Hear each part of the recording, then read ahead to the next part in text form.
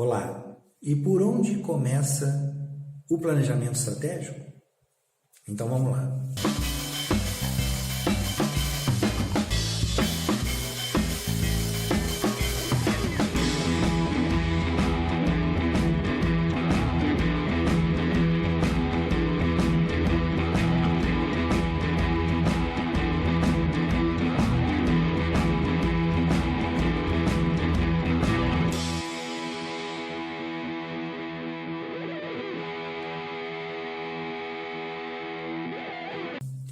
Olha, o que é importante ficar muito definido é de que quem começa, termina o planejamento estratégico. Não é possível nós começarmos o planejamento se a gente tiver que interromper por alguns dias e colocar novas pessoas no processo. Elas não vão compreender os momentos que já vivemos, as razões pelas quais já estabelecemos esses procedimentos e, portanto, vai ficar com uma visão distorcida do planejamento em si. Portanto, quem começa o planejamento, termina.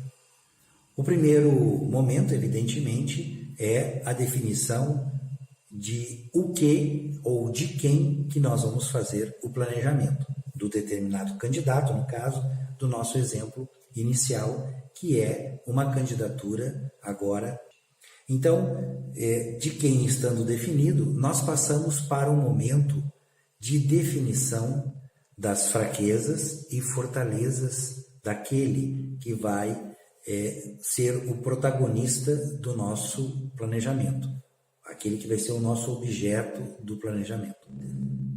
Existem muitas técnicas para se elencar as fraquezas e as fortalezas, mas qualquer uma das técnicas tem que levar em consideração de que quanto mais precisa for a identificação daquilo que é fraqueza do nosso então candidato, ou aquilo que ele é mais forte, mais importante e tem vantagens em relação aos demais, quanto mais precisa for essa identificação, melhor para o planejamento em si.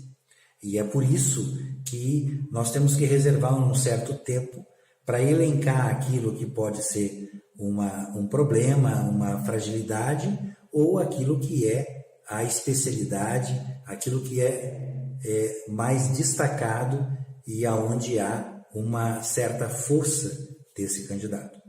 Ao contrário, se nós passarmos rapidamente por esse processo ou não abordarmos as fraquezas e as fortalezas, fica nítido que nós vamos ter problema para que o nosso planejamento seja eficiente e seja capaz de atingir os objetivos.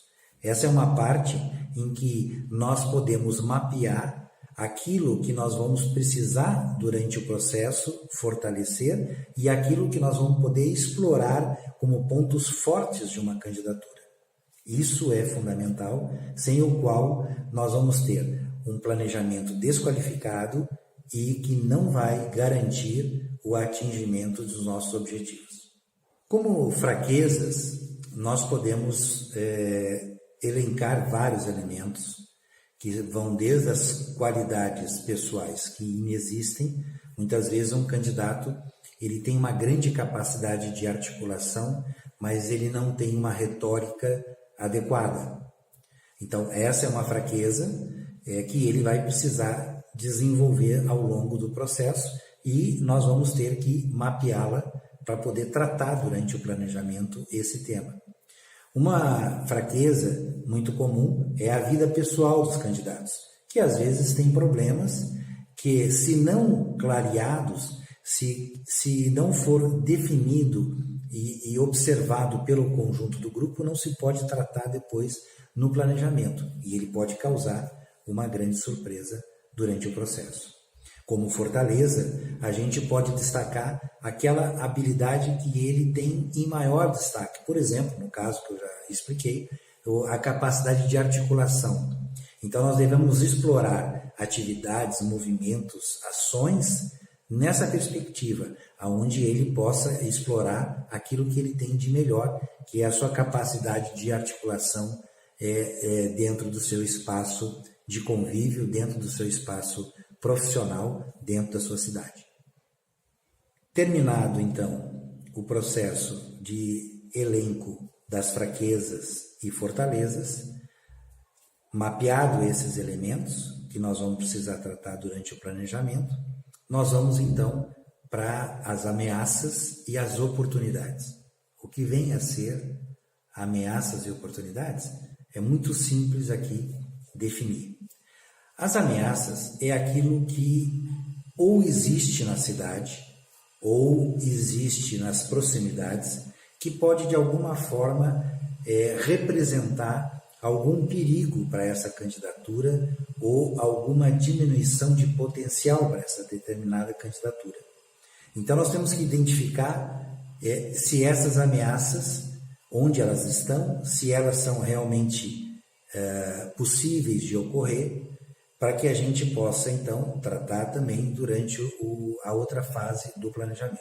E as oportunidades são aquelas situações que nós temos certeza que nós vamos poder aproveitá-las para obter maior visibilidade do nosso candidato, para que o nosso candidato possa ter, inclusive, maior ascendência em relação ao público em questão. Então, as oportunidades, elas vão depender muito, assim como as ameaças, do grau de conhecimento que o grupo que está no planejamento pode obter e pode representar para essa candidatura.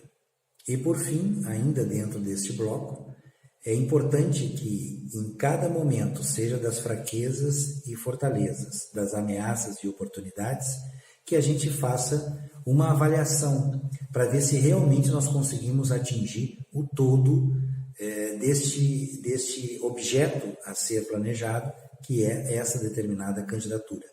Essa avaliação, que é sempre coletiva, também remete para um dos elementos do planejamento estratégico, que é todo o processo de planejamento é sempre coletivo. Nós temos que ir para o passo seguinte. E qual é o passo seguinte? Aguarde.